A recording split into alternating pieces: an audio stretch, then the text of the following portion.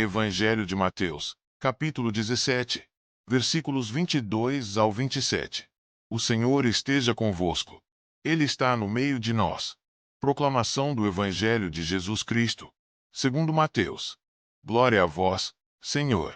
Naquele tempo, quando Jesus e os seus discípulos estavam reunidos na Galiléia, ele lhes disse: O Filho do Homem vai ser entregue nas mãos dos homens. Eles o matarão, mas no terceiro dia ele ressuscitará. E os discípulos ficaram muito tristes. Quando chegaram a Cafarnaum, os cobradores do imposto do templo aproximaram-se de Pedro e perguntaram: O vosso mestre não paga o imposto do templo? Pedro respondeu: Sim, paga. Ao entrar em casa, Jesus adiantou-se e perguntou: Simão, que te parece? Os reis da terra cobram impostos ou taxas de quem? Dos filhos ou dos estranhos? Pedro respondeu: Dos estranhos. Então Jesus disse: Logo os filhos são livres. Mas, para não escandalizar essa gente, vai ao mar, lança o anzol, e abre a boca do primeiro peixe que tu pescares. Ali tu encontrarás uma moeda. Pega então a moeda e vai entregá-la a eles, por mim e por ti. Palavra da salvação. Glória a vós, Senhor. Reflexão. O Evangelho de Mateus nos apresenta dois momentos profundos e aparentemente distintos da vida de Jesus com seus discípulos. O primeiro, uma nova anunciação de sua paixão e ressurreição. O segundo, um episódio singular sobre o pagamento do imposto do templo. No entanto, ambos os trechos estão intimamente ligados por uma verdade fundamental. Jesus é o Filho de Deus, livre de todas as obrigações humanas, mas que se submete por amor, para salvar e ensinar. Jesus começa revelando, novamente, o mistério de sua missão redentora. O Filho do Homem vai ser entregue nas mãos dos homens. Eles o matarão, mas no terceiro dia ele ressuscitará. É a segunda vez que ele fala abertamente de sua paixão. O tom é grave, e os discípulos ficam profundamente tristes. Isso revela que, embora seguissem Jesus, ainda não compreendiam plenamente o sentido de sua missão. A morte do Mestre os assusta, abala suas expectativas e revela sua humanidade diante do mistério da cruz. A ressurreição é mencionada, mas parece não ser ainda compreendida ou acolhida com fé. A tristeza dos discípulos representa a nossa dificuldade em aceitar o sofrimento como parte do plano de Deus. Muitas vezes, como eles, queremos seguir a Cristo sem cruz, sem dor, sem entrega. Logo em seguida, no caminho para Cafarnaum, somos apresentados a uma situação cotidiana, mas carregada de simbolismo: o pagamento do imposto do templo. Este tributo era uma taxa religiosa, destinada à manutenção do Templo de Jerusalém, e era esperado que todos os judeus adultos o pagassem. Quando os coletores se aproximam de Pedro, questionando se Jesus pagaria, Pedro responde afirmativamente, talvez sem refletir muito sobre a implicação de sua resposta. Ao entrar em casa, Jesus, como sempre, se antecipa. Ele não repreende Pedro, mas lhe propõe uma reflexão profunda. Os reis da terra cobram impostos de quem?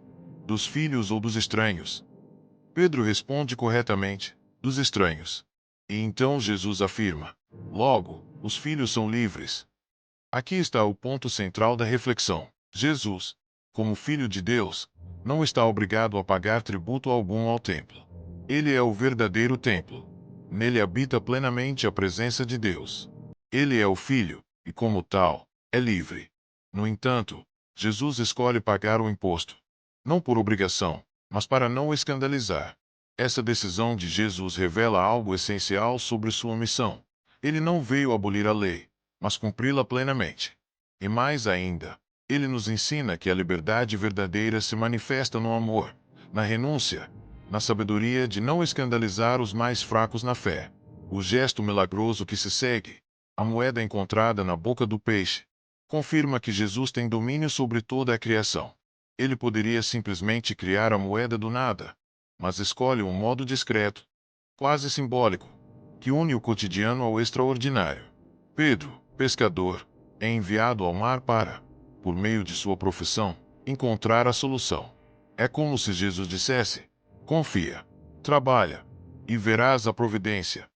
Isso nos ensina a confiar que, mesmo nos desafios financeiros ou materiais, Deus cuida dos seus. Nada escapa ao seu olhar. Esse episódio é também um ensinamento sobre humildade.